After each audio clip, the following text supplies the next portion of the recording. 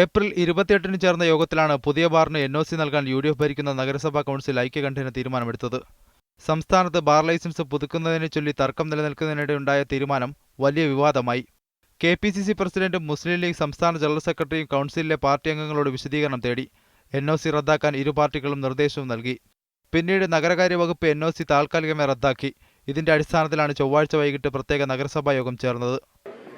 നിർഭാഗ്യകരം എന്ന് പറയട്ടെ, നമ്മൾ അന്ന് ഒപ്പിട്ട, അതായത് വിയോജനക്കുറിപ്പ് രേഖപ്പെടുത്തുകയും പ്രത്യേക കൗൺസിൽ വിളിക്കാൻ നോട്ടീസ് നൽകുകയും ചെയ്ത കൗൺസിലിൽ INLന്റെ ഒരു കൗൺസിലർ ഈ യോഗത്തിൽ പങ്കെടുക്കാതിരുന്നത് വളരെയധികം ഖേദകരമായ ഒരു കാര്യമാണ്. നമ്മൾ ഈ യോഗം ചർച്ച തുടങ്ങിയപ്പം തന്നെ അവരുടെ ഭാഗം പറയാൻ ഒരുപാട് ബുദ്ധിമുട്ടി കാര്യങ്ങൾ പറഞ്ഞ് ഇറങ്ങിപ്പോകുന്ന ഒരു അവസ്ഥയാണ് ഉണ്ടായത്. ഒരു തരം ഒളിച്ചോട്ടം തന്നെയാണ് ഇതിനെ ഞാൻ വിലയിരുത്തുന്നത്. അതുപോലെ തന്നെ രണ്ടാമതും തീരുമാനം എടുക്കുന്നതിന് മുമ്പ് തന്നെ BJPയുടെ 5 കൗൺസിലർമാരും ഇറങ്ങിപ്പോകുന്ന ഒരു അവസ്ഥയുണ്ടായി. മുൻ തീരുമാനം തിരുത്താൻ മുസ്ലിം ലീഗും കോൺഗ്രസും തയ്യാറായപ്പോൾ CPMഉം BJPയും INLും ബാറിന് അനുകൂലമായ നിലപാടെടുത്തു. ഈ പാർട്ടികൾ യോഗത്തിൽ നിന്ന് വിട്ടുനിന്നതോടെ കൗൺസിലിൽ ഭരണപക്ഷത്തിന് ഭൂരിപക്ഷ പിന്തുണ ഇല്ലാതായി.